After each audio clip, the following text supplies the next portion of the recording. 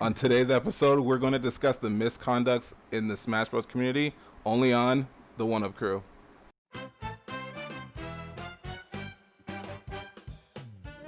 Welcome to the One Up Crew, where we give gaming an extra life. I am Kotetsu, and I'll be your host for today's episode.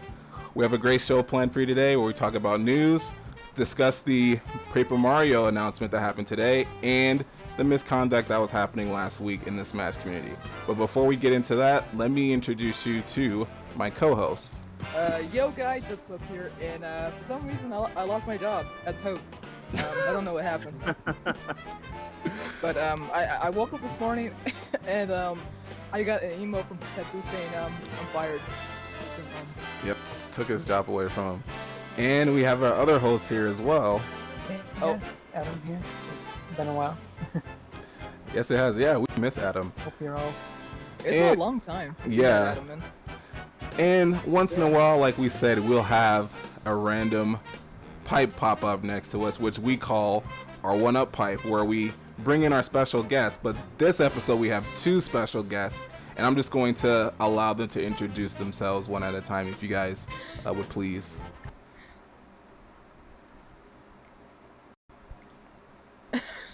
Go, bro. Well, appreciate y'all for inviting me. I was like, I didn't want to be that guy. I'm Geek, your friendly neighborhood geek. I appreciate you guys, Cliff, Adam, Kotetsu, for inviting me to the One Up Cruise podcast. Thank you, Black. Well, I've been real Black Pokemon training stuff for a while. It's all good. What's up? What's happening, everybody? And I'm Black Pokemon Trainer, aka Black Ass Gamer, aka Black, aka whatever you want to call me. Kotetsu. He's like in moderation. Kotetsu, Cliff, and Adam. Thank you for having me come by. Yeah, man, it's awesome, man. It was cool to get you guys to come on. But before we get into everything else, let's start with our awesome introduction, which is what have you guys been playing for the week, where we talk about what games we were playing, games we've been playing up to this podcast. So, and I'll let the honors of our guests going first to what they've been playing this week. Oh man, I've been playing two games actually. I've been playing Final Fantasy 13. Not a very liked Final Fantasy, but plays well on the computer. And I've also been playing Pokemon Crystal on the 3DS Virtual Console. Oh, nice. I actually can't wait for Crystal Chronicles to come out. Oh yeah, that's gonna be good, man. That's next month, right? Yes, I believe it is. Things like the 28th. Sweet. I think it's 28th. I'm excited for that. Yeah, that's gonna be cool. Trying to see. I was thinking about what I have been playing. I've been playing. I'm a huge RPG person. I have a problem, y'all, and I keep buying more RPGs. I'm not just your regular RPG playing guy. When I play an RPG, I talk to everybody. I explore every nook and cranny in the game, and a 60-hour game will be, for me, at least 100, maybe I'll double it, 110 hours. I play the game like I feel, hit my chin there, it should be. So I've been playing Xenoblade Chronicles. I beat it in 2012 when it dropped in the States, and I'm about 71 hours into it now. So the critical parts, I'm not gonna spoil it, of course. Some critical parts has happened. But what's making me angry is because they keep doing these Skyrim type quests. I don't know if y'all played Xenoblade. Oh yeah, I'm going through that right now. Yeah. Yeah, I feel They you. have like over 100 quests. And I'm assuming most of them are new to the definitive edition, right? No, Most of they them had are the same. 100 quests in the original one. Yeah. You know what? They all kind of lumped together. It kind of feels. Some of it, I don't even talk. There's like It's thousands of streaming. quests. Yeah, and it feels like you got to do those quests sometimes if you want to level up, or if you want to, get money Recovery 4. to throw into the Colony 6. Not trying to spoil, but to rebuild. It's just like, man, I feel you on that. I had to take a break. Yeah. I've been streaming. Everybody coming, they'll be like, "Oh man, you streaming Xenoblade again?" I'm like, y'all, I'm just playing it only on the stream. Like, I try to do some of the quests off the stream, but part of the lure and the beauty of this game is, and a lot of people get upset when I say this, they get a little touchy, that Xenogears is a better story and game than Xenoblades. Yeah. The allure of Xenoblade is the gameplay. It's the music when you're going and traversing through the whole entire world. It's the Japanese Skyrim. Yeah. Oh, and Animal Crossing. So my life has become Animal Crossing, and now I got it last month, and I got 400 hours in, probably a little bit more now. And now I'm starting to buy the cards because I just start time skipping at 300 hours, and I wish I would have started at 10 hours because you still got to work no matter what. Yeah. Yeah, Mhm. yeah. Like that's like one of like the biggest things I hear. It's like, oh my god, like you time skip, yeah. Like you at the end of the day, you have to put the same amount of work, and it doesn't really matter if you time skip. It's the same amount of work. But Is that when you time like, skip, you can put the same amount of work in quicker as compared to like Yeah, if you're like away just the with the next day. houses. Yeah. oh Like the yeah. house, you gotta, that's what it really helps with. But what about you, Cliff? What have you been playing this week? It's mainly been theme games. For those who don't know, I recently built a new computer like 2 weeks ago, so I've been trying out a lot of theme games. Nice. Play some GTA, play some Sonic Mania, some Switch games here and there, but it's mainly Nice. been Steam. And how about you, Adam? I don't. All right. Yes. Yeah, go ahead, Lots Adam. of games I've been playing lately. I've been catching up on my backlog lately. I've been trying to finish up Tokyo One Alice RPG. Oh, Love that game a lot. you said you're playing Tokyo Mirage I've Session? been going back to playing Bloodborne lately. Yeah, I'm just getting back into it, honestly. I took a break because I play way too many RPGs all at once. So, like, and I'm always like, ah, man, I never know what to play. It's crazy, man. Yeah, I know that. I've been playing that, been playing Bloodborne. Yeah. Fun stuff. Yeah, for me, I'm in the same boat, man. Like I've been playing too many RPGs. Like I recently just got Sword Art Online, Alicization Licorice, is that what it's called? And when I first saw it, it looked Yeah, I know one. yeah, it looked clunky because it was like just pre-beta. But then now with this final cut, it's just like okay, now it's a lot faster. Feels a lot faster. The gameplay feels a lot fluid, and I think it's probably the best one out of all the series. It's like Nice. when they first released Sword Art Online games, it was like they were trying to find that formula. They're trying to make it too much like an MMO, but it really wasn't. Yeah, definitely. But now this time it feels like it's an action RPG than a more of an action RPG than trying to emulate an MMO. So that's what I feel like Sword Art Online this one is turning into. So it's pretty cool. All right, well, cool, guys. Thank you for letting us know what you guys have been playing today. Now we're going to be getting into our one-up news. First off, we're going to be talking about Pokemon Go, and I picked this because I know we have a Black Pokemon trainer here. I did this on purpose. I tried to. I swear, I tried to make this cater to you guys as much as possible. So on July. He's like, I got Pokemon in my name. Yeah, exactly. Like I can't. I can't leave him hanging on that one. Even when I guest starred, when I took his place for one of the other podcasts, I was like, "Yo, man, I gotta represent the name, man. I gotta represent the spot. I gotta bring up Pokemon." So on July 6th, Pokemon Go turned 4 years old. To commemorate this awesome milestone, Niantic will be releasing Pokemon Fest 2020. Also, they released some artwork that celebrates Pokemon Fest and store some teasers in there as well. If you guys didn't see the artwork, it teased Mega Evolution in there, where you see Mega Evolution Lucario, and I think you see Mega Evolution Charizard. What was it? X in the background.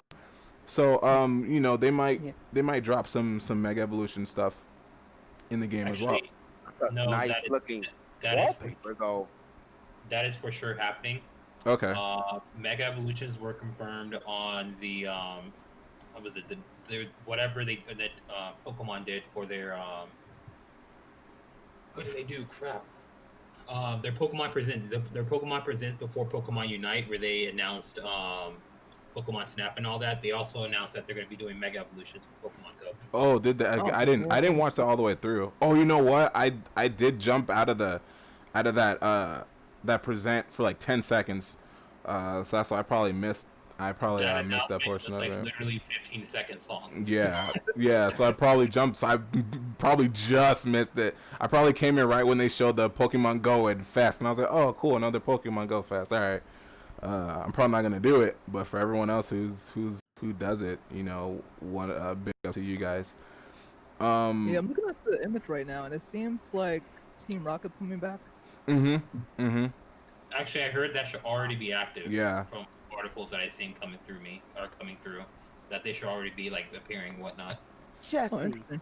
James. Just a little side note: if you guys play what is it?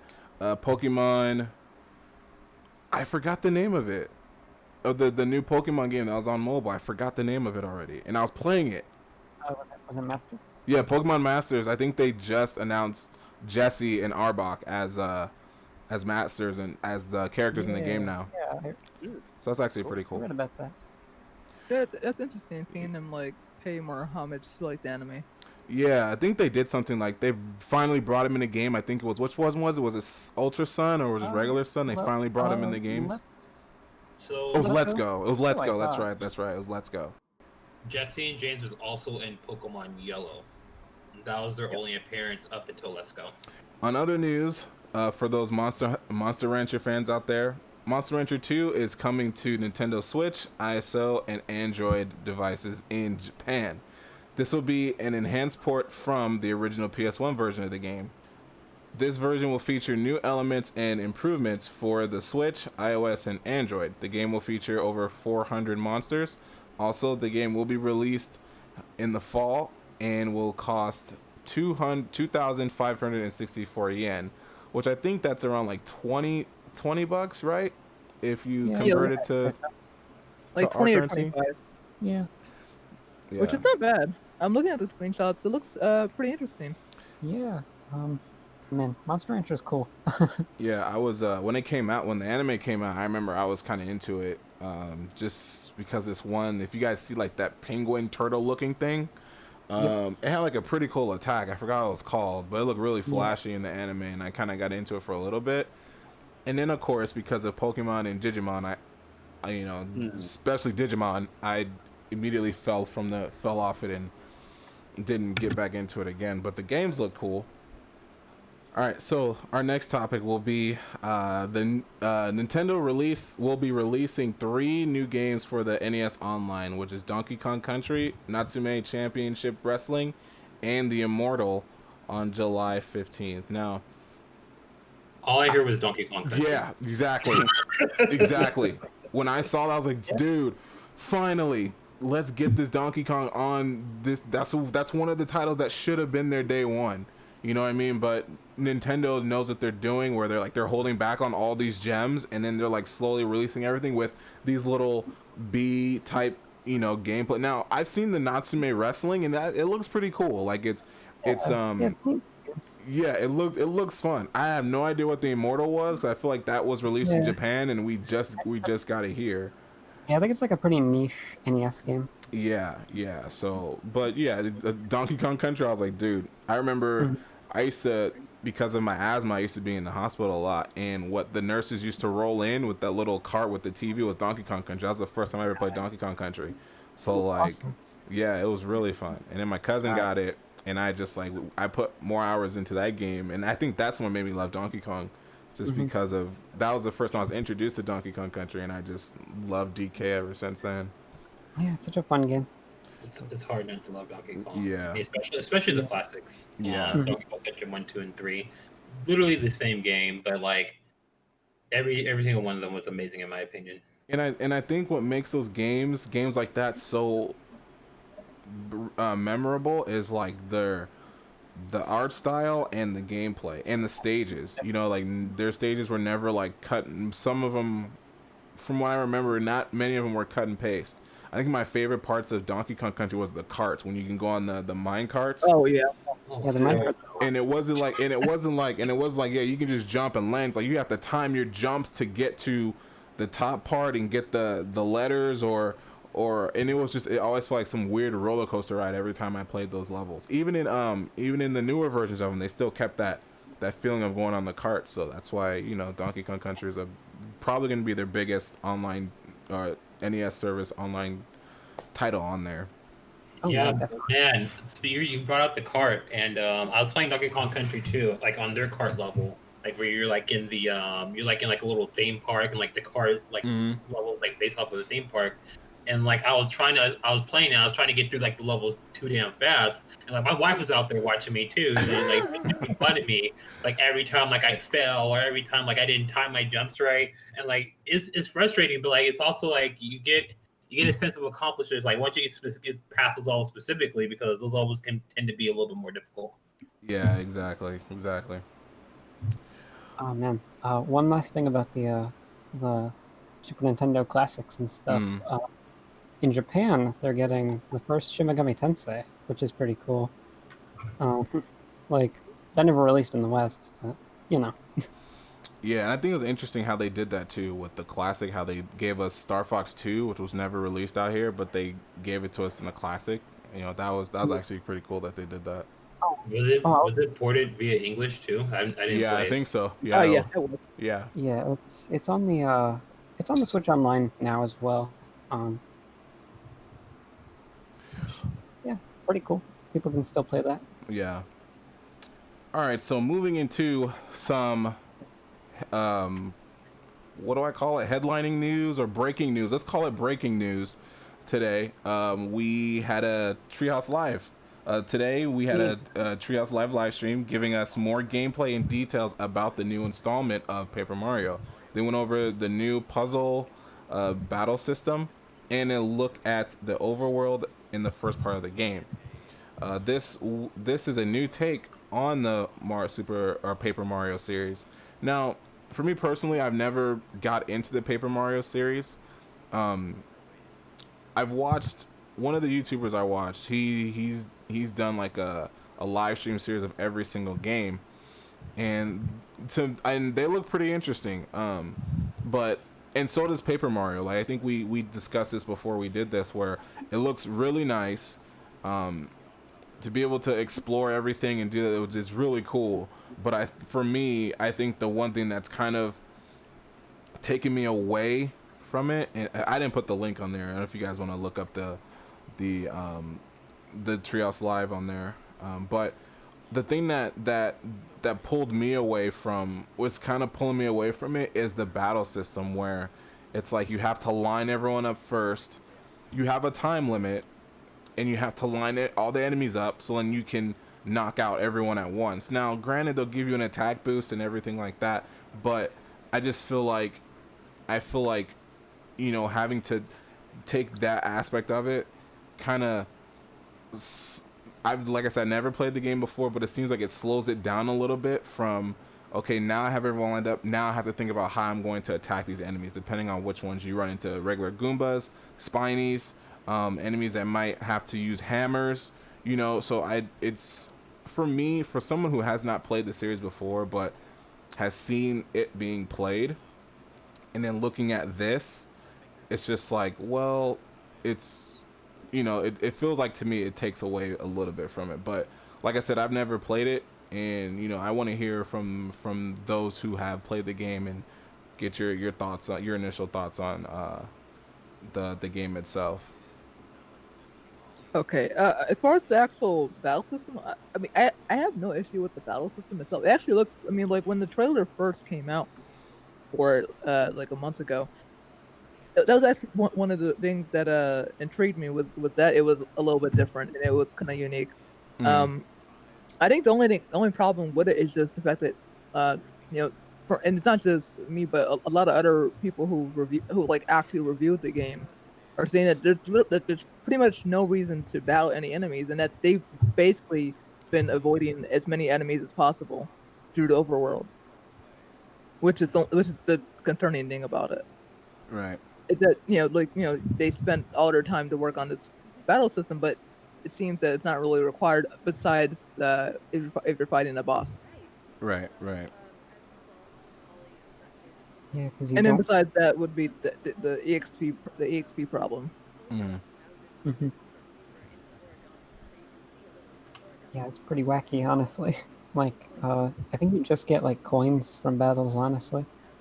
What Oh about no, no. what about you guys, Geek and BlackPKMNTrainer? What do you guys think about the new game? I'm kind of. I'm gonna quote Geek. I'm kind of in the same way in the same boat as he is, but I'm a little bit further up. I haven't been able to play a Paper Mario since Thousand Year Door, and the reason why is because I feel like they've taken away like a lot of the. I feel like they've stepped away too far away from what the game used to be, which is what I really enjoy. Mm. Um, and Paper Mario was like it's kind of revolutionary to me because it was the first thing we had since Super Mario RPG. And like it was pretty basic. Princess gets kidnapped, blah blah. And then they came out with the Thousand Year Door, which like had like some of the same elements, add some of the new stuff, but that story was fire though, and it was the story that kept me in. And like now, like all these other new Paper Mario's, like with Color Splash, with Origami, um, especially like with the whole new no experience thing, like this all of that just kind of it felt like it's drifted way too far away from what made the game great and what made like um the Mario RPG franchise like the Mario RPG type of games. That's what I meant to say. The Mario RPG type of games great. And it kind of hurt just to see Origami and then to see more news come out about it. I'm like, I can't play this. Right. Yeah, I could definitely agree with you on that statement. It's like uh the thing I loved about the first Paper Mario on 64 was that it took some of the basic mechanics of Mario and just spin it around on its head where you have enemies such as Goombas, Koopas, stuff like that, and they give them personality. Yeah, Some of them were even your partners, and just kind of the story was a little bit different. In the fact that even though Bowser still kidnaps Peach at the end of the day, you had like different characters that you interact with, and it was just kind of cool to see the Mario universe in a different way. And then as far as the battle system, I really like the action commands. Like that is what really made it different for like at least for me, because before I played that game, which was around 2008 on the Wii, I didn't really get into RPGs like that, but for some reason Paper Mario just kind of stuck to me. Like I saw a couple of screenshots on the Wii Shop channel, and it looked interesting enough. And that was what brought me into RPGs was Paper Mario, mainly because of the action commands and the fact that you get to actually interact with Mario's moveset, and then also you have your HP, FP, and BP. BP being one of the most like interesting things of the entire game is that you have these things called badges that you can equip, and not all of them are. You don't have to equip all of them. Basically, as you level up, you can decide between HP, FP, and BP, like I said before. Which was the kind of cool thing is that it was kind of strategic. It's like, hey, do I want to have more HP? Do I want to have more FP, which is flower points, which is used to do special moves, and then or do I want to do BP? So it was kind of a strategic element to it. But with badges, you would get them throughout the game, and some of them, got you cool features like, you could get higher HP, you could do some special moves, you might be able to jump on an enemy that spikes, stuff like that. And it just made uh it made the Mario universe feel very special, and it was a lot different than your standard Mario game. It was in its own little world. yeah, So, definitely. Cliff, did you play Mario RPG? I have kinda a little bit, like the first like section where you go to Bowser and like the first world introduction. Oh man, that's a great game. Like I feel Yeah, like everything from like Paper Mario was like inspired by Mario RPG. Like even with like like up to the flower points and like the same naming of things. yeah, Um, Super Mario RPG inspired that game so much. Mario RPG, if you guys ever get a chance to play Mario RPG, who hasn't, even if I don't promote ROMs like that because then But if you want to play it, you can play it. I don't know if it's on the Super. Is it on the Super Nintendo Mini? Yeah, it is. Oh, it is Okay. it? Oh, it is. Okay. It's a great. Yeah, I don't have the Mini. It's a great it's a great game to play. It's one of my top 10 RPGs, and it was mainly because it was the first time that they took Mario out of his element. Where Soft took Mario and made you think right in the beginning, and it's funny you stopped at that part, is because it's funny he that right when the part, and I'm not spoiling it, it's like literally like 5 minutes later you will see right when the sword was the Exodus breaks through and separates Bowser. Like you find out Bowser's not the one that actually kidnapped. He kidnapped Peach, but he's not the main dude. He's not Right. the main enemy. And right there in the beginning, because when I first played, I'm like, okay, this is the same thing again. Like I had just came off of Mario World, just came off of Mario Brothers 3, Doki Doki, which is Mario Brothers 2, the first Mario Brothers. I'm in that generation. Like, okay, so it's the same thing. When this game dropped, it took the Final Fantasy elements that had made popular for Final Fantasy 4 and Final Fantasy 6, the turn-based battles, and they gave Mario a story. He didn't talk, but he didn't need to talk. And this is the one time I ever liked Princess Peach, is because she had a frying pan in hand. She ended up joining the party. She has a frying pan in hand and different like household weapons. And she is a monster healer. Like she can fight critical. My goodness, it's such a great game. And like Black said earlier, Paper Mario took so much, from that. It was like that's why it used to be compared to like that was the part 2. That's how they marketed it at that time. Like Mario RPG 2. I'm reading magazines, Mario RPG 2, and then it ended up being Paper Mario because that was also at the time I remember that. where Sony and Nintendo they had fell out. So Nintendo decided to go cartridge, and Sony decided to go Disc. CD-ROM. And when they went CD-ROM, they were able to fit more things on it, and that's why all the third-party RPG companies went there. So this was Nintendo. We'll go back to my point earlier. Is Nintendo? They do great gameplay, and everything I've heard you guys say about the game is great gameplay. But it's a solid game. It's going to be over 1 million seller game. It's got fans everywhere, but it doesn't.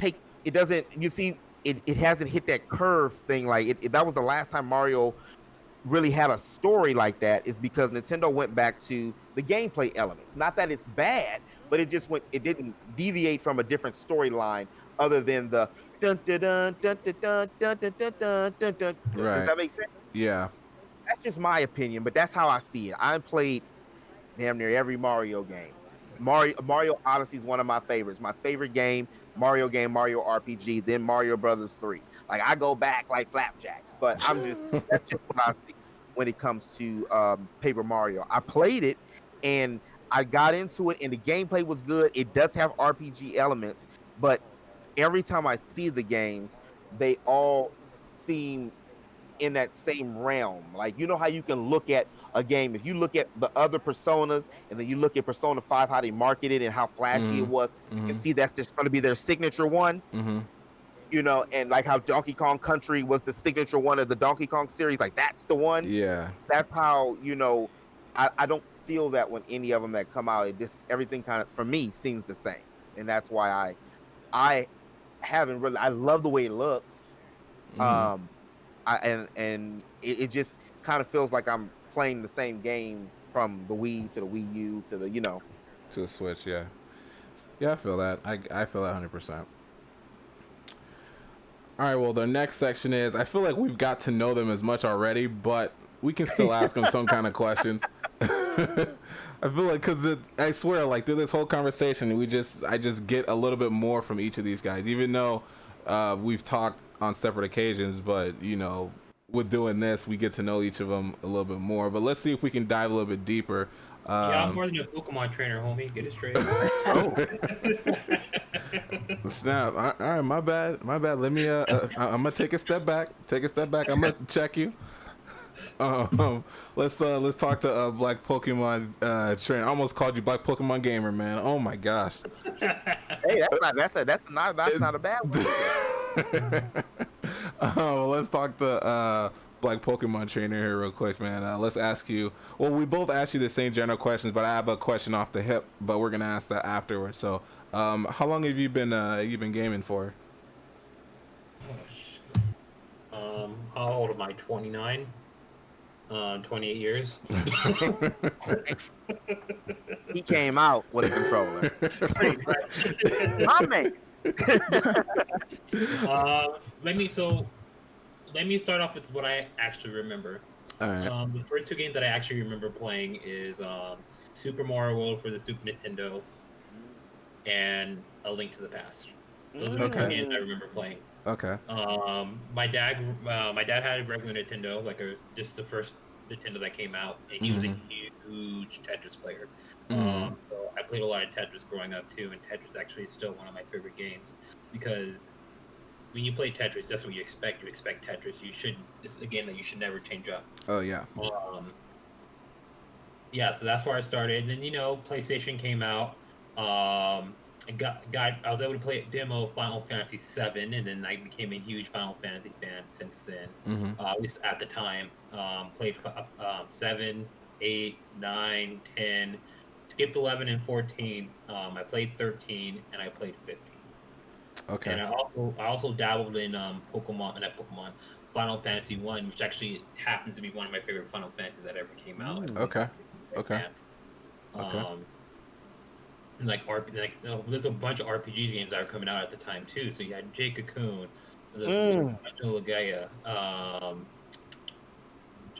Legend of Dragoon, and there's a bunch of other ones that I played too that came out around that time. And RPGs were my thing back then.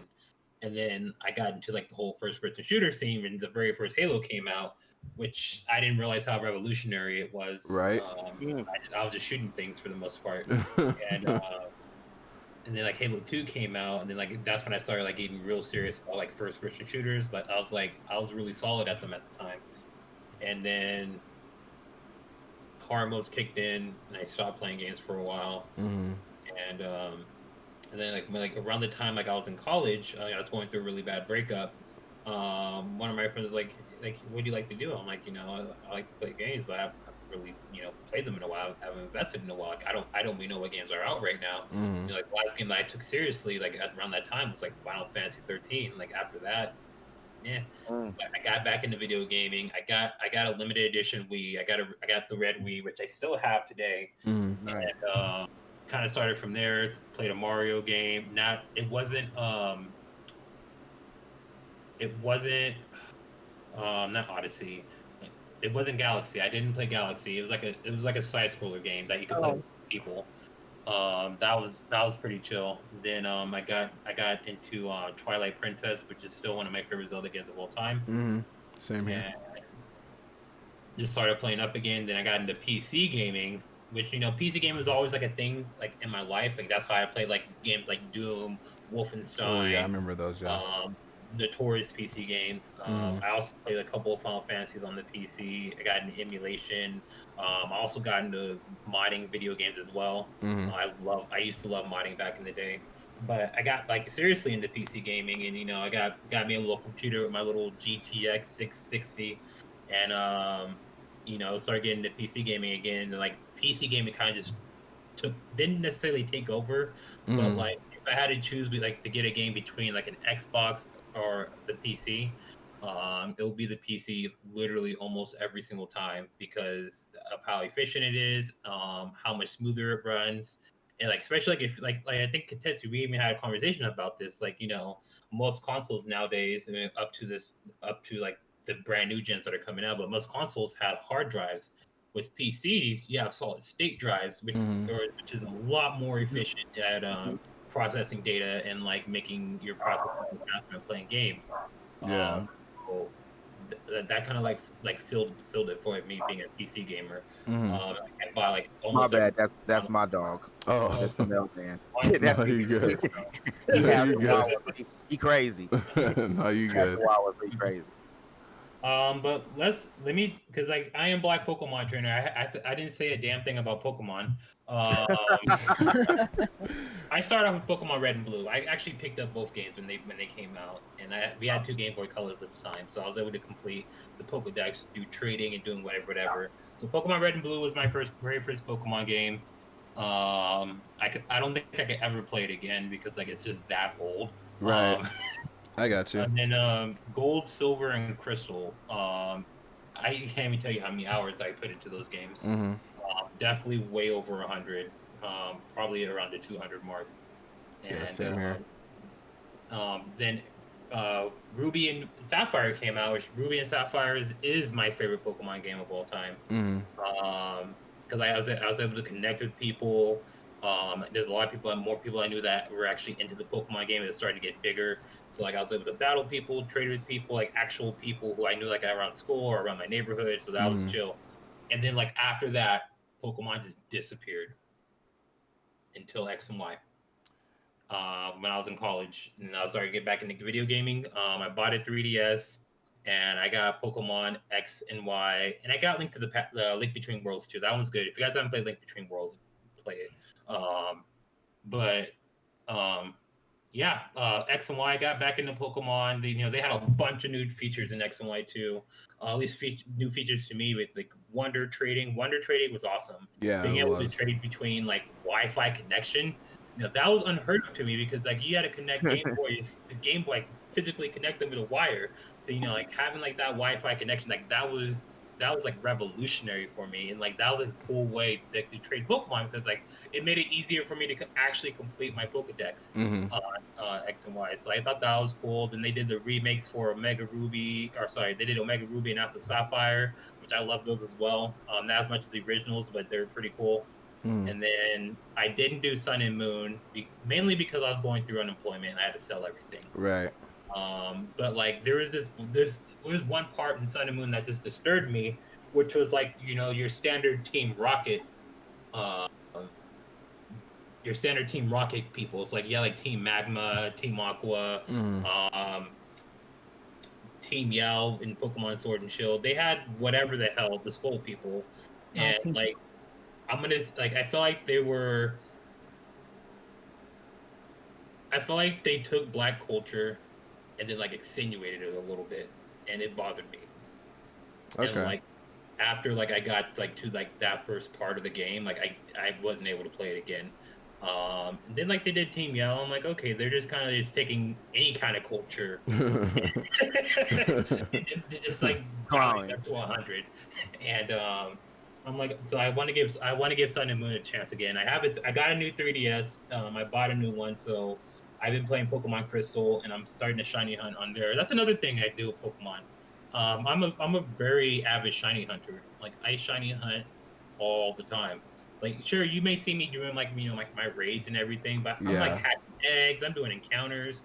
Like I'm doing more outside. Like I'm actually legit shiny hunting like on my off time. So that's my Pokemon history, and that's my gaming history. I love gaming. Like I said, I've been doing it since I came out the womb, and it's been great. It's crazy because you actually answered all 3 of my questions just now. You answered all 3 of my questions.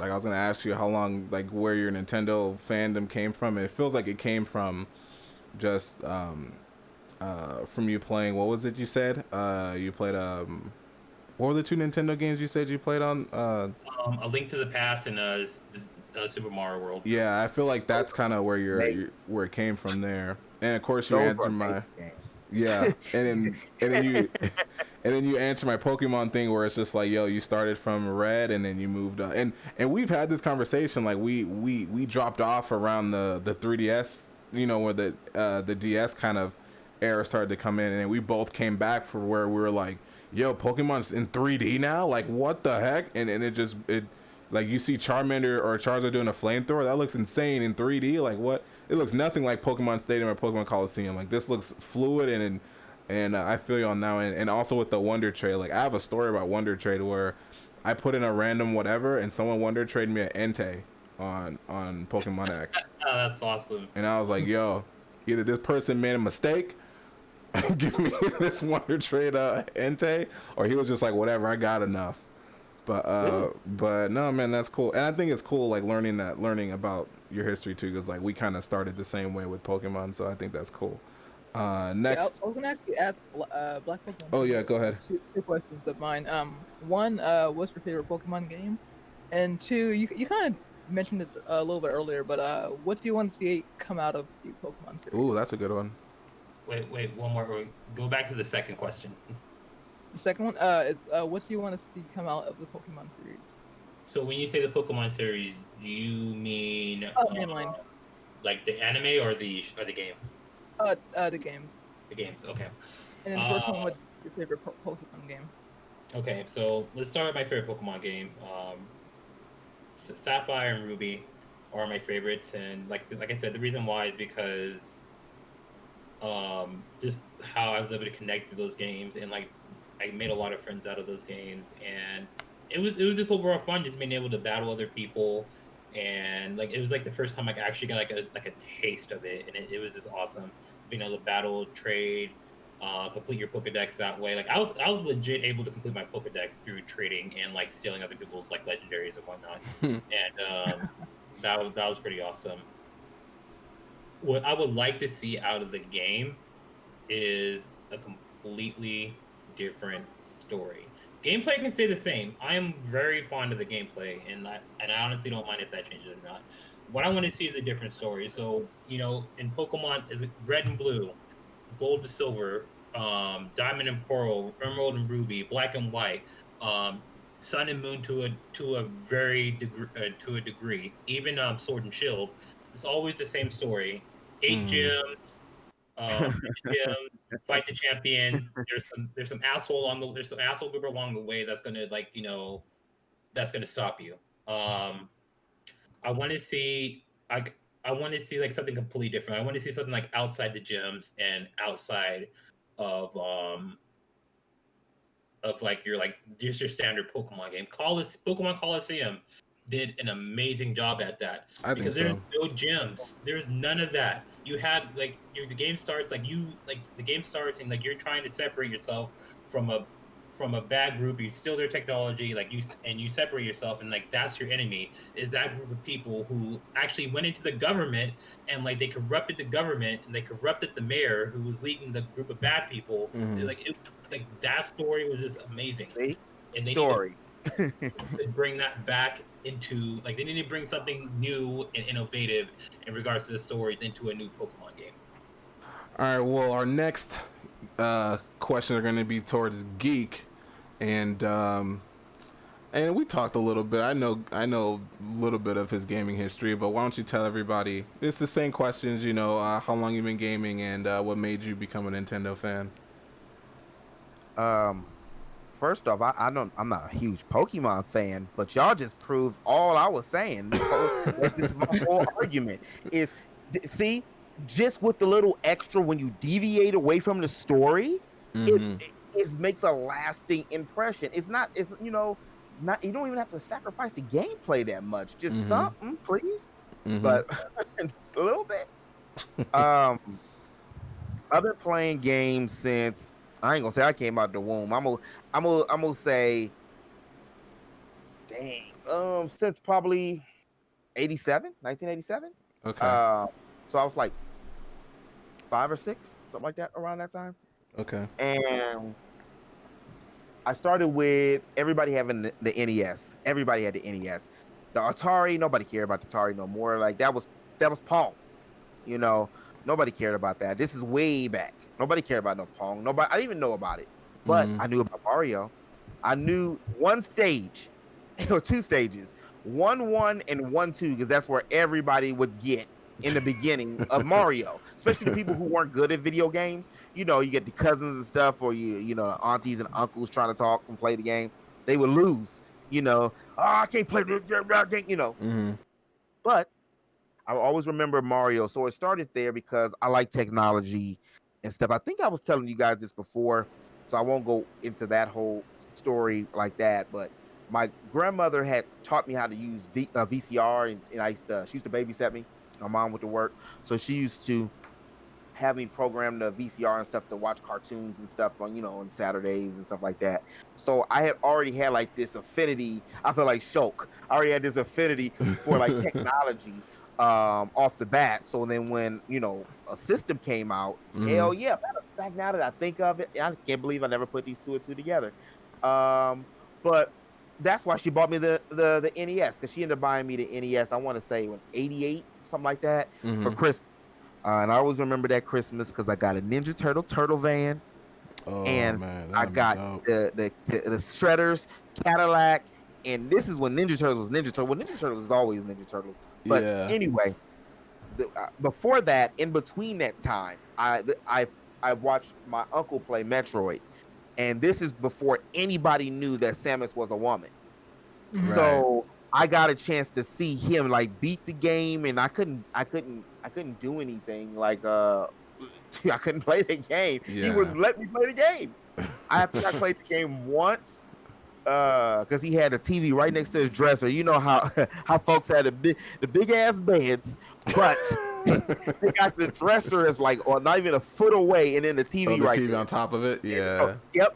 Yeah. And so that's just how he had his little setup. So I had to sit on the bed watching him play the game. And I think I got 1 or 2 tries. What are you gonna do in 1 or 2 tries on Metroid as a kid? You ain't this is new technology. Uncle Rodney. Hold up, man. I have an uncle named Rodney. So when you said that, I pictured my uncle. I was like, oh snap. Yep. Oh man. Yeah, he the one that like he don't really give a god. He don't care about nothing. He just yeah. Well, I'm playing this game. All right. But he was actually pretty good at it. He was actually pretty good at it, and he was good in Mario too. But what I had to throw in the Samus because I'm gonna go back and beat it. I have not beat any Metroid games. I played every Metroid game, but haven't beat any Metroid games. Yeah. And so I have to go back and do that. And it's not that it's not a bad. They're bad games at all. It's just things just happen. I just haven't beat them. Yeah. I don't know what happened. But what really changed? I was playing Mario and Sonic games. I was there for the first console war. Damn, I sound old. I'm like, I was there for the first in the 1990s.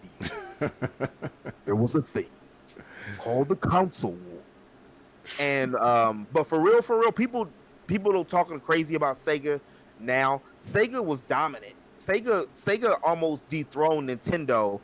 The commercials was better. This was the 90s, y'all. Rap music was in. Everybody got an opinion. Baggy clothes, people cussing, smoking stuff. Everybody out there just owned one, and it reflected in the media. And that's how Sonic, with the attitude, was so cool compared to Mario, who was a plumber, who they didn't really give a origin to. He had 3 games by that time, 4 games by that time. But what happened was I played RPGs in 1995. I rented. They send me the VHS of Mario RPG. So my mom got it that Christmas for me. That in Donkey Kong Country 2. And that like opened me up. I already played Link to the Past. I didn't know that was a RPG either, but I love Link to the Past as well. So that's why Black was saying Link to the Past and in Mario World. I'm like, yes. Those are great games. The Super Nintendo is my all-time favorite system. It just has so many games. Then PlayStation and now the Switch. But once I played Mario RPG and when Gino was introduced to story, I was kind of like, okay, I didn't think of it an RPG because I didn't even know what an RPG was, and I played the game and beat the game. I didn't know that role playing, but later on, the next year, I played, which is my favorite game still, the GOAT game, Chrono Trigger. And when I played Chrono Trigger literally changed my life because I looked at games completely different. 13 multiple endings, time traveling, multiple characters, real life situations. And the only knock I can have about Chrono Trigger is that Chrono doesn't talk. The main protagonist doesn't talk. Yeah, he doesn't. I remember that. That's the only thing I could say about Chrono Trigger that's probably a bad thing. He just gestures. Yeah. He doesn't talk. He's but that after that I got thirsty. And I rented the game. So my mom's was like, "Boy, you can't be playing. It was summertime. You can't be playing. Or you can't be playing this game. This whole time, just sitting here playing this game. I played the game straight 2 weeks. I got up, Chrono Trigger, and I see. I got lost on it too. It was stuff I wasn't used to, and it challenged me. So that's what I was like, "Oh!" And then it had a story. I don't know if any of you guys have played Chrono Trigger. Yeah, I love Chrono Trigger. It's a great game. It's I've it's heard of it, it. I've never played it. it's great. Like it's another game that you can put. It's everywhere. Like it's not officially on anything Nintendo for some reason now. So I'm waiting for it. I don't know need what to. they're doing with that. Mhm. It ain't on the SNES Mini. It's not on the online. It's not anywhere. Yeah. And it's not like him and Square are not doing anything. I don't understand why it's not on there. And Yeah. Steam really was it Steam that just released one that was Boo Boo Butter recently? The Yeah. controls was all wonky. But Chrono Trigger changed my life, and I rented it, and so I had to give it back. And I ended up finding out one of my neighbors. It was a crazy story. One neighbor introduced me to another. He was getting ready to go on the bus to go to school. We was talking about games, and he mentioned Chrono Trigger. I didn't remember the name, but since I rented the game, he had the top save file. I didn't know. I didn't delete his save file. Played it on a little bit, and he was on this part way in the future past, like in Zeal. I was just have met Magus the first time, so I'm glad I didn't delete the man's stuff. But anyway, he introduced me to one of my other neighbors, and all three of us were only kids basically. We had no brothers and sisters, Yeah. and he introduced me. He came over and he was like, "Hey, he's Italian dude. His name is Pietro Leone." He said, he always come over with a Pepsi, and he goes, "Here, I heard you wanted to play some games," and he dropped like, I'm not lying. This is a real story. And he had a shoebox of games. In the shoebox, he had Secret of Mana, Final Fantasy VII, Earthbound, Lufia, Chrono Trigger, and Oh, the other games, crap. Secret of Evermore. And he let me borrow these games for like 4 to 6 months until I just started knocking the games out. Damn. Dang. That's So crazy. that's what changed my gaming life forever. And so I can't go back. It's my crack. How can I go back? How can I play something that it's like, and I like other games and stuff too, but I'm always going to say story trumps gameplay if you can mesh them. Because if you got a good story or a good, I can't say that necessarily, it's depending on the game. Like Tetris don't need a story. Like Black said earlier, it don't need a story. But for the most part, like a story-driven game, even a platformer can have a story. Make what the actions are cohesive inside of the game that fit with the game. Like if I'm gonna save, make it a book since the dude's a journalist or the girl works in the library.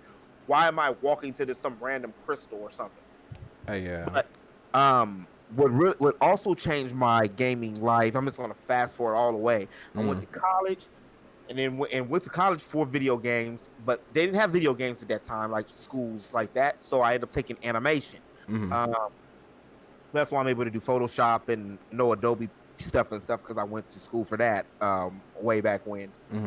And what happens is I go there, and it was kind of like a waste of my time because the school went under because it was Crooks College, but we call it Crooks College. It was in Long Beach, and Crooks College, because it's like a lot of people, the degree doesn't matter because it was a trade school kind of thing. When it wasn't a trade school, it wasn't an accredited college. Yeah. So it's so it is what it is, but you still got to pay the money back. So I ended up going to Job Corps later. Because they had free animation class where they offer video game stuff for free, and I can go to a different town for free. I didn't have to pay no money. During that time, I had I'm an RPG buff. I had pretty much, I think I was missing 3 or 4 RPGs for the PlayStation 1. I don't know why I took them with me. I had a little mini paper, a portable one, and I had Xenogears in it.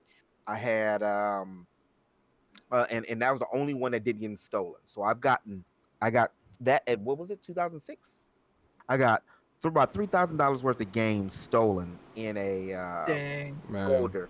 all the RPGs, Arc Lad collection, gone. All my GameCube ones, Skies of Arcadia. Oh no, all my Dreamcast Skies of. You know how much Skies of Arcadia is worth now for Dreamcast, the RPG that came out, Shenmue, all those. Well, they were gone.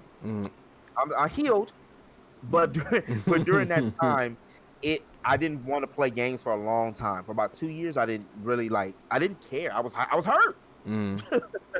So I got into games again around PlayStation 3 because it was transitioning to that time anyway. And I remember picking up a PlayStation. I picked up an Xbox 360 first, actually. And the reason why I picked up the 360 is because I didn't play the first Xbox because the only game it really had that I wanted to play was Halo. And that was it, yeah. That was it. I had a PlayStation 2 and I had a GameCube. So I was cool right there. And what ended up happening was I just ended up going back to gaming because I just was thirsty for it. It was my hobby and I missed it. And I don't know what game made me go back to it. I think it was because I kept on looking into the 360 and seeing all the RPGs they had. They had like Glass Remnant and they had Blue Dragon and everything. Yep. At that time, Hanaburo Sakagachi, the producer of Final Fantasy like 1 through 10, this was when he left. He had his own company. Didn't he do Lost Odyssey? He did Lost Odyssey. Yeah. He did the Last Story for the Wii. Oh, Last Story was pretty good. And then he did Blue Dragon. He's got a cell phone game that's coming exclusively for Apple as well. I think it's supposed to come later this year. I don't know if it got pushed back. But that I played all the games on that. Soul Calibur, what was it? 4 came out around that time, so I had that for the 360. And then I eventually ended up getting the PS3 not too long after because of Infamous. And I fell in love with Infamous. And I still played games, but I didn't. It was Last of Us is actually one of my favorite games. The Last of Us changed my gaming perception too, because I had suggested the game to my best friend, and she ended up playing the game and beat it before me. I was a little pissed off about it, but that's what I get for suggesting the game. I'm like, I said, watch. You know how you got to fool some of your friends? You got to be like, you're going to like this. You ain't going to play this. You ain't going to do this because, it's too hard for you. So you kind of manipulated them to play it. It ended up being her favorite game, and she played it before I did. And then when I played it, it was certain critical parts in the game that tied with the gameplay. The game wasn't perfect, but it tied with the gameplay and stuff. That kind of also rejuvenated like my gaming. But it wasn't until the Switch came out that really like did it. And the reason why the Switch came out, because it was a very big lull. People don't really talk about this. PlayStation 4 has some hits, but for the amount of time it's been out, a lot of people would consider the PlayStation 2 still better. As far as the systems, like it's a great system, but it didn't have those. I'm not gonna say it didn't have those hitters, but it just didn't seem like it was the overwhelm. Even though the sales say it is, it was like it didn't feel like exactly how the dominant PlayStation usually had felt. You know what I mean? Yeah. It still has great games. I'm not saying that. I love the games that's on it, but it didn't have that punch. Like, it did in the beginning, but it just kind of felt like it had a lull a little bit. But Switch changed my gaming perception again, because what they did is all of the games that I grew up with and I loved and made that were core to gaming. What happened was they did a reboot to them, but they changed it. Like from Mario to Zelda to Animal Crossing to Pokemon. This is the new formula. This is how they're going to look probably from the next 2-3 generations. They're just going to pick and pull a little bit from it because it's a winning formula and they don't have to do it. Like the Switch can last for what, 7 years altogether? Oh yeah. I think, yeah. 100%. So this is a good formula. And then I have so many RPGs that I need to still play that I can buy for $5, $10, $15, $20. So many games that I can play. And I can sit on the toilet and play it. Yes, I sanitize. I can sit on the toilet and play it. I can go to the doctor's office and play it, the DMV, and I can have the quality of gaming that play. And if I have a complaint about Mario ain't talking, well, guess what? I can play Final Fantasy VII, the OG one, if I want to, or I can play another game that they have more third party support. And that's what I had been asking for, because one of the reasons that I fell off of gaming at a middle point too is because the Wii and the Wii U, I had a Wii. I'd never bought a Wii U. I was my best friend. She gave me the Wii U because she wasn't playing it. But the Wii and the Wii U, I wasn't really feeling the system directions. I felt that it was going more in a novelty than it was as a core gaming system. Right. They were super innovative, and I appreciated it, but I didn't like a lot of the options I had when I had to game. I get that. And even though it's one of the greatest systems, selling wise, that was what my beef was with it. And then it didn't get a lot of the games that I wanted to play, believe it or not, until like Operation Rainfall in 2012, when we got Pandora's Tower and Last of Us, or Last Story, and Xenoblade. But yeah, to wrap it up, that's that's how I got into Nintendo, was Mario and Samus Metroid, and then Nintendo brought me back. Like, it made me. I've always played RPGs. I was working at Toys R Us and always in the video game, and I do YouTube and Twitch, so I stream games and stuff. So I was always still in it. But the Switch really, like, it's the medium. Like, the Switch, to me, out of all the new systems, from Xbox Series X and the PlayStation 5, the Switch, even though it's a weaker system, and we all know that. People always want to say, oh, the Switch isn't, 4K. Well, when you buy a Switch, you're acknowledging it. It's like, you're writing it off. Yeah. I know what I'm getting. The Switch is the most essential system to have.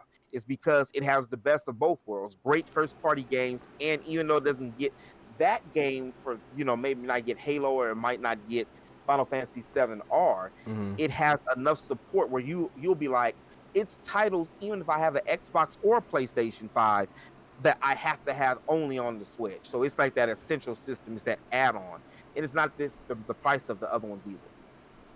We're going to go into a quick intermission, and we'll be right back for our one-up discussion. You guys stay tuned.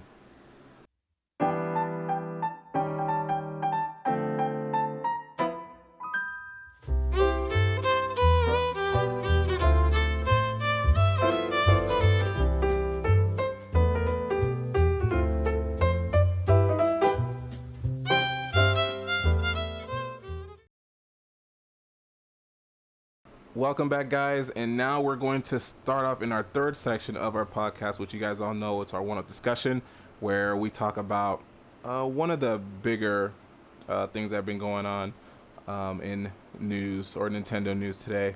And one of them is, of course, a little bit of a downer, but it's something I wanted to bring up because I think it's important to talk about and let be known to people, is the events that happened last week. So if you guys didn't know, on July 2nd, 2020, allegations of sexual assault started to make its way through the Smash scene.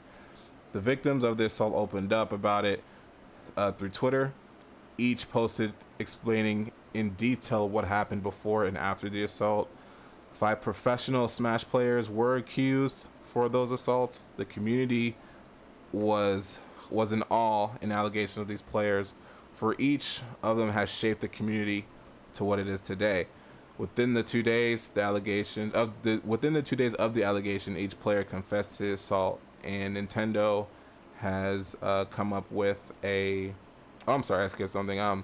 This made the fighting game community stand still as everyone was coming to terms of what happened. On July 4th of the. Wow, I can't read. On July 4th, or the weekend of July 4th, Nintendo responded to the situation, saying that they stand with the victims. Now, we all know who these are. If you guys don't know, you guys can look it up. I'm not gonna post the links on there. Our viewers, if you guys don't know, you guys can go look it up, because I don't want to post the links of those there. But I just want to get like an open conversation about it, just how you guys feel about it, and just how we can make this more aware, or what we think you know, these these events or these holders of these events can do to try to make it, I guess, more of a safe environment. Because if you think about it, man, like kids go to these things, um, and and we wouldn't second guess that something like this would, we wouldn't really even consider that something like this would happen, because we think that we're all here for the same thing. We're not here for really anything else. But when we Yeah. hear stuff about this happening, um, especially with, you know, pillars of the community, they kind of do this. And I have some, you know, I've heard um, some theories about that, and I just wanted to, I'll share them afterwards. But I kind of just wanted to have like kind of a open discussion about it. We've talked about it before, but not as, I don't know if it's as great detail as we might get into it in today. Yeah, I think there's a lot of things that could be done. Some have already been addressed within the week on Twitter. But for example, one of the things that have been addressed is that now at these events they're gonna require minors to have adults with them at you know, when at these events like Evo. I don't know about other events personally, because I'm not really too big in like the fighting scene. But I Mm. think it's a good step because you know, like if you have minors at these events with adults, you never really know what could happen. And that could definitely be a good step of prevention. And then I guess the other thing, another idea was kind of to maybe separate like anyone under 17 from those who are 17 plus. That could also be one way, like to have two separate tournaments. I mean, that kind of happens. Right. You have to see that like I think like in like the 90s, like with the Nintendo World Championships, they had like separate brackets for different age groups. Yeah. So that could potentially help. I think the biggest thing overall is not really what goes on at the actual event itself. It's more to do with what happens after it, because that's Yeah. kind of when these things happen. Is, you know, in hotel rooms and private events, um, at, you know, parties, stuff like that. Hmm. And as for that, I don't really know what could be the solution besides, you know, just someone just speaking up, and, you know, if they see something, to say something. But, you know, it's really hard to control what other people are gonna say. Yeah, definitely. It's certainly a hard topic to discuss at times. It affects a lot of people, honestly, and it's it's it's tricky, that's for sure. But I mean, hopefully we'll see some change in the future and just kind of, I don't know, people taking precautionary measures and just awareness. Awareness is definitely the key here. Yeah. I think because it hit me pretty hard, because I love, you know, the fighting game scene, and you know, I've been a part of tournaments before, and Mhm. there has been brackets between the two age groups, but you're right. It is hard to kind of police it, because a lot of this happens afterwards. So so it's, yeah, it's just, it is a hard thing to kind of say, well, let's come up with a solution, let's you know, after everyone leaves, let's police them and follow them around and do, because you can't really do Yeah, that. It's really just, I think it's just awareness. I think that's what it really yeah. is, it comes down to. And also like maybe like this like educating like educating like, yeah, like, you know, like young teens and who are going to these events, like educating them about, you know, um what to look out for, you know, Yeah. because that could definitely be, because, you know, especially with people like in like either like in the YouTube scene or Smash scene or whatever. You know, there are situations where sometimes, you know, somebody might want to hang out with someone because, you know, they want to be popular or something like that, and then they Mm. just, you know, and then when these type of situations happen, they're afraid to speak up because, you know, they know that there might be some backlash or whatever, or they might not say anything because they might want to uh, you know, they look up to that person, and even though they did something wrong, they're afraid to speak up about it. So it could be a message of awareness and just like what to look out for. Yeah, I was gonna say something too. And going back to what you said, where where these content creators and stuff, where people are popular and they want to hang out with these people, like and I think we discussed. I think it was me, Geek, and Black. We talked about it, and you know, we all hear, and this is I'll just give with the theory I heard when some of this stuff happens, where people get big headed because they hear a lot of praise and they get big headed, and with that, with praise and status, you grow an ego, and then you say, okay, well, this can't happen to me, because I can do anything. And then stuff like this happens, and it's because of I'm untouchable and I can do this, and I'm not. And there's other implements too. I don't want to get into that because that means getting into these, getting into the background of these people. But we, you don't really know content creators that like that. You know what I'm saying? Like granted, like we all are the people who we are in front of the camera, but there's a lot more to us off the camera. And for people, and I think we all do this, like we all try to humble ourselves so we don't get like that. And it's nice to hear, we love you, we love what you do, and da da da, and it kind of gets to us, but then we always kind of try to humble ourselves so we don't get big headed, and we letting that stuff 100% dictate a lot of the actions that we do. And I think that's what the situations were. And it's hard to kind of like talk about it without getting into everything. But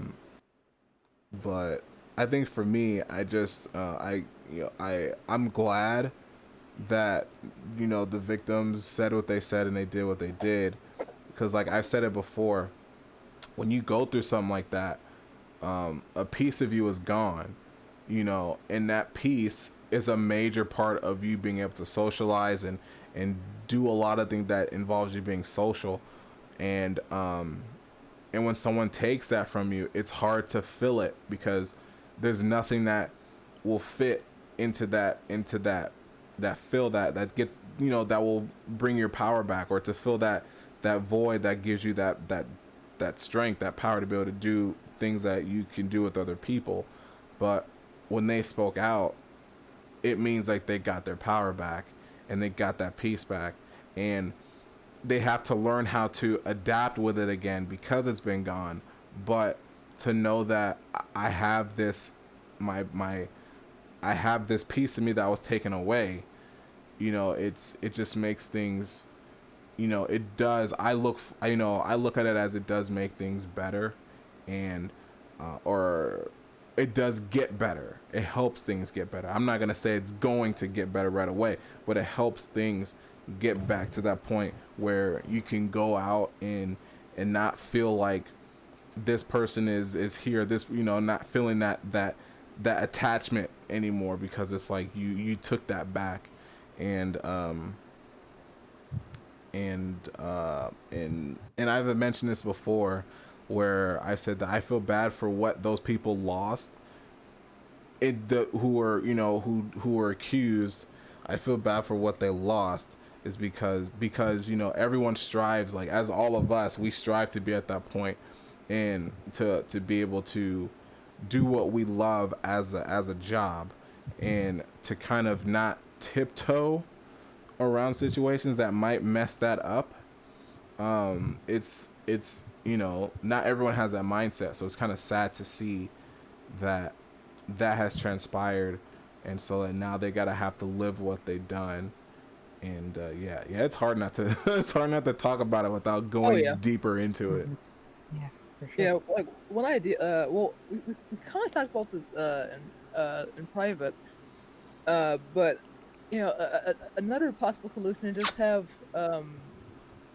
just stronger penalties and make it clear, because I'm pretty sure that most of these professional people who get paid a lot of money have contracts, and Mm-hmm. like have some of these uh esports groups like have contracts that make it clear that if you're caught doing anything like this, that like you'll be just kicked, like there's Mm. no beating around the bush, you'll be immediately kicked, Mhm. something to the point where where they wouldn't even dare try it. Exactly.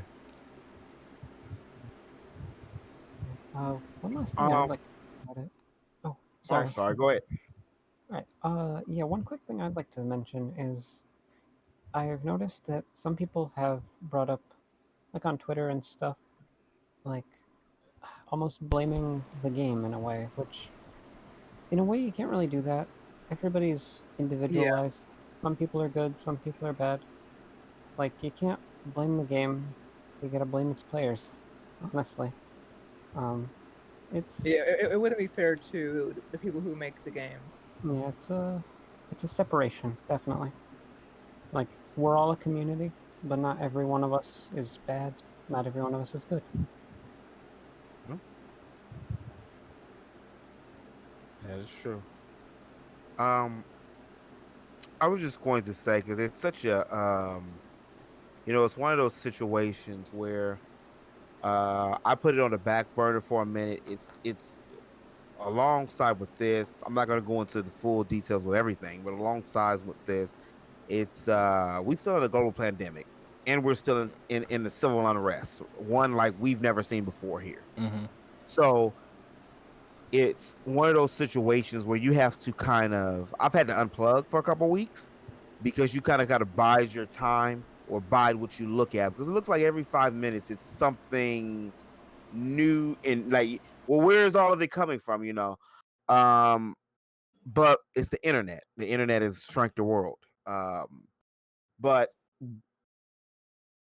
I read one of the reports, and I glanced over a couple other ones, and I'm gonna have to agree with Cliff, is because you mentioned something that I was going to say. The first thing, if I think they could be implemented more, is parents, because that's I spoke with Kotetsu and Black, and Cliff came in the other day. We were talking about that, and I was like, well, I'm not discrediting any of the victims at all.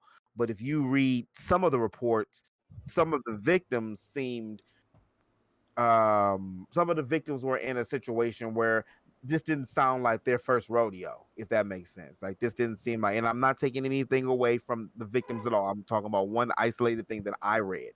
And that goes back to the parents, and it also goes back to the parents to allow a child to go to an event with adults and to be in room and board or be in a hotel when it's an event.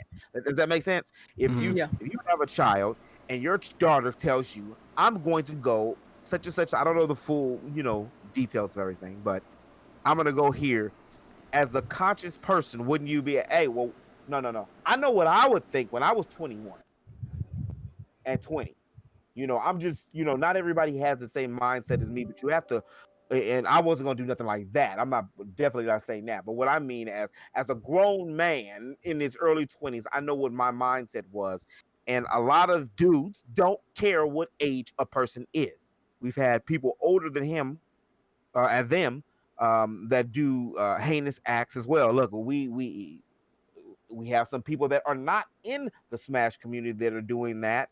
And they just had lawsuits, and now there other people that were involved in it are being Yeah. prosecuted and stuff as we speak. So this Yeah. is not nothing new. This is not nothing uncommon. And we're not even gonna go into other things that's in different countries and stuff as well. But I'm not making any excuse for any of this at all. I'm just saying that the parents, that's one. For two, as liability. Now, remember back in the day, Nintendo had this thing where a kid had a epileptic seizure I think so. from playing the games, and the flashing lights gave him a seizure, and they sued Nintendo. So Nintendo started for some years, but this was like around the, I want to say, in the GameCube Wii-ish type time, maybe Mm-hmm. around that time. So they start putting a disclaimer up. They don't want to get sued. That's why, on a cup of coffee at Starbucks, it has a thing that says this is hot. Why? They don't want to get sued. Mhm. So a lot of these venues in hotels are not going to want to do business, or they're going to have to figure out how they're going to maintain it, and going to have some kind of parental guidance as well, Mhm. to say when they go to these things. Because I've heard, look, I've been to conventions. I have never went to a hotel convention, but I'm gonna tell you what, on the real, hell yeah, I want to go to one of them. And the reason why, I'm not talking about because of that. I'm talking about it's a whole bunch of beautiful cosplaying women. You come on now. Yeah, I want to go with one of that and just be chilling, talking. Hey, y'all, I'm Lucy. What's your name? Oh, you Sakura? How you doing? But for real, I gotta lighten the mood a little bit. It's a very, I got you. crazy topic. But for real, it's a situation where I know what's up. A lot of people do and they don't. And on certain situations, I think every situation should be looked at and dissected into and then be isolated. So Mhm. each thing should be isolated, in situation. Then it should go from there. But besides the parents, both things for me is parents, and it's the parents again, and then it's the hotels or and the conventions. Oh no, another good one too is, how about you just make the people who are not 17. If you can't go buy a mature game, you can't participate at all. If you want to participate, you do it online. Right. This has showed us that everything is online. That's why they have everything esports online now. Matter of fact, I'm a big sports fan. I was watching ESPN the other day, and they had the 2K championships on because it ain't no basketball right now. Mhm. So to do something like that, and I think more companies are going to do that. The same reason why we see more black representation now in media, because folks don't want no trouble, and people go where the money is. It doesn't matter the situation; they go where the Mhm. money is. And these hotels and these conventions do not want to lose money and revenue from that, so they're gonna clean it up, and they're gonna make sure that it's something implemented in that. But on the home front, I'm a huge believer in and it's not always easy in that manner, but a lot of these parents, these people, or these guardians, um you had the money and the funds to go there in situations as the underage person, and the parents should know where their children are going. Yeah, I agree with that. And just to kind of give an example from there, I remember when we went to the Pokken tournament, the first one, uh, before the game came out, and there was two brackets. There was the senior bracket. It was weird how they call the senior and the master bracket. And if you're a master bracket, you're in, what was it? It was like 16 and under. But if you were a senior, you were like, 7. It was like 17 up. But they still had parents there. You know what I'm saying? Just because of, there's different age groups are there. Even though we're participating in different brackets, there's still different age groups there. So for, a parent could have just said, all right, well, I'll be back in an hour, or just let me know when you're done, I'll be back, and not stick around. But there were actual parents there who were I'm pretty sure they were adamant about, all right, we're going to this event, I'm just gonna go with you and support and all that stuff. But in the back of my mind, look, I'm going there because I want to make sure you're okay and nothing happens here. And even when we went to the New York thing, when I competed in New York, the parents were required to go. Like, if you were younger than this age, you had to have a parent go with you, because besides you flying to a whole nother state, you were at this a whole other venue. You know what I'm saying? So you had to have the parents with you. And I think implementing brackets and implementing parental And vision there will help that. And then because of that, if there's any other thing that are happening, like after parties, where the parents can immediately say, no, you're not going to that, because ain't no parent gonna let a 14, 13-year-old go to an after party at a at a hotel or something like that. So I think that's where that will eliminate that as well.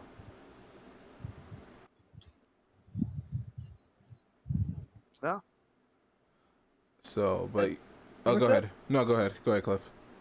Oh, no, no, no, that's all I had. That's what all I was gonna say. You pretty much nailed it.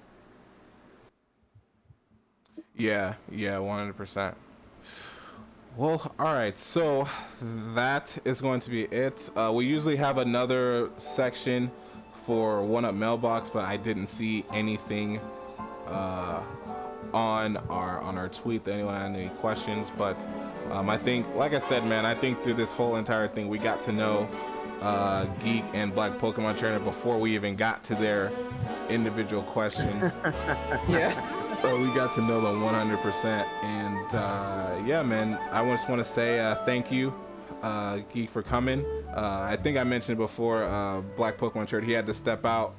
He had some his own agenda of content he had to get to, and we didn't want to hold him up from that.